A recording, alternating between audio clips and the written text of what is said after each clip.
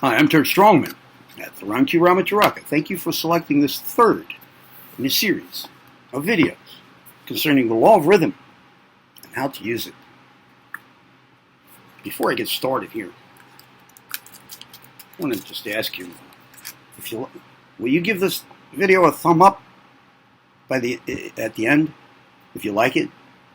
Watch the whole thing and then by the end make a decision. Did you like it or not? If you did, we'd give it a thumb up, okay? I'll probably remind you at the end of the video.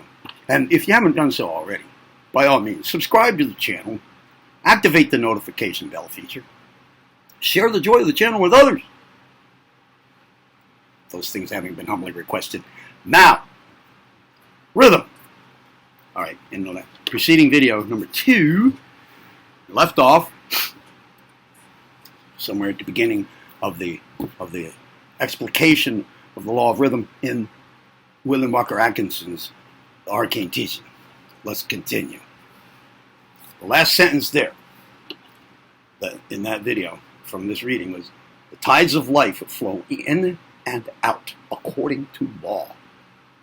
The principle of rhythm is well understood by modern science and is considered a universal law as applied to material things. But the Hermetists,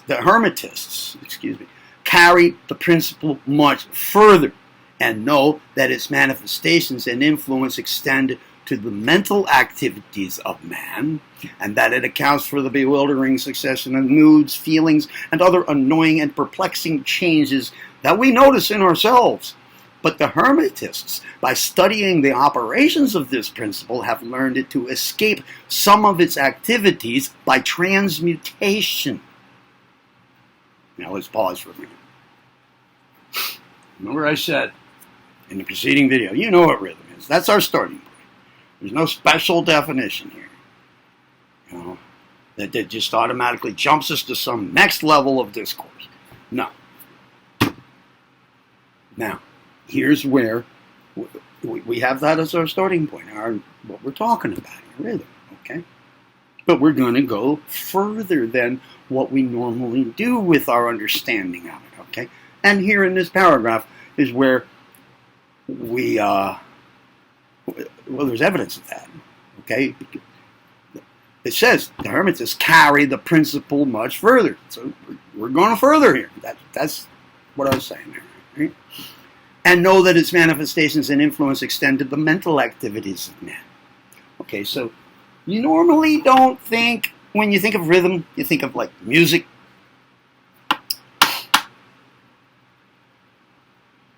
Music. That's probably the first thing, right? Or if you've said something like, hey, I really had a rhythm going today at work. And that's about as far as we take it. But going further here,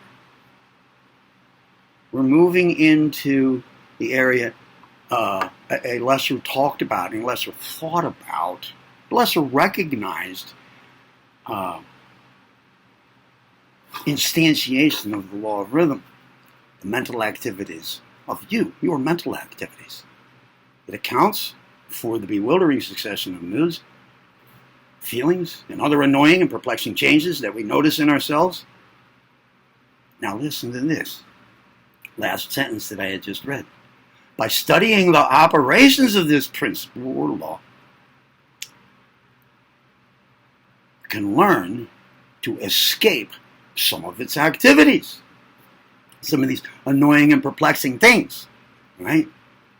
By way of transmutation.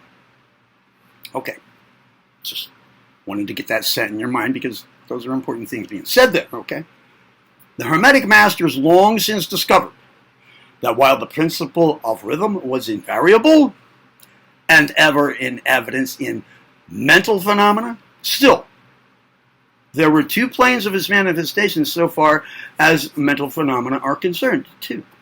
They discovered that there were 2 general planes of consciousness, the lower and the higher, to use simple terms, the understanding of which fact enabled them to rise to the higher plane and thus escape the swing of the rhythmic pendulum which manifested on the lower plane. That's an explanation of what that last sentence had set up here. By studying the operations of this principle, you can learn to escape some of its activities by transmutation. So the transmutation, the specific transmutation being referred to here is from the lower to the higher, okay, plane of consciousness. They discovered that there were two general planes of consciousness, the lower and the higher, the understanding of which fact enabled them to rise to the higher plane and thus escape the swing of the rhythmic pendulum manifesting on the lower. And that's, some of these really annoying and perplexing things, moods and so forth. These things, you see, belong to the lower. All right? All right, here we go. Moving on.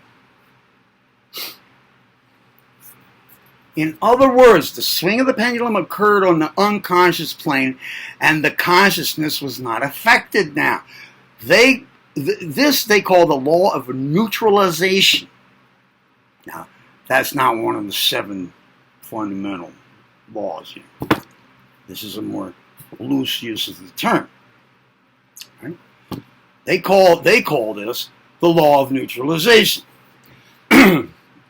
Its operations consist in the raising of the ego, with a capital E, the true self, above the vibrations of the unconscious plane of mental activity, so that the negative swing of the pendulum is not manifested in consciousness, and therefore they are not affected. It is akin to rising above a thing and letting it pass beneath you. All right? The Hermetic master or advanced student polarizes principle of polarity, law of opposites. This working principle being polarity. All right. Where are we? Where are we? Where are we? Where are we? Where are we? Polarizes himself at the desired pole, and by a process akin to refusing to participate in the backward swing, or if you prefer, a denial of its influence over him, he stands firm in his polarized position and allows the mental pendulum to swing back along the unconscious plane. All individuals who have attained any degree of self-mastery, which is one of the main thrusts of this channel, self-mastery. Any degree of self-mastery accomplish this, more or less unknowingly, and by refusing to allow their moods and negative mental states to affect them, they apply the law of neutralization. The master, however, carries this to a much higher degree of proficiency, and by use of his will, voluntary will, conscious will, he attains a degree of poise and mental firmness almost impossible of belief on the part of those who allow themselves to be swung backward and forward by the mental pendulum of moods and feelings. The importance of this will be appreciated by any thinking person who realizes what creatures of moods, feelings, and emotion the majority of people are, and how little mastery of themselves they actually manifest. If you will stop and consider for a moment, you will realize how much these swings of rhythm have affected you in your life. How a period of enthusiasm has been invariably followed by an opposite feeling and mood of depression. Likewise, your moods and your periods of courage have been succeeded by equal moods of fear. And so it has ever been with the majority of persons.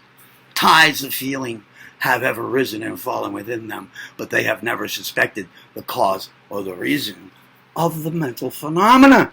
An understanding of the workings of this principle will give one the key mastery of these rhythmic swings of feeling, and will enable him to know himself better and to avoid being carried away by these inflows and outflows.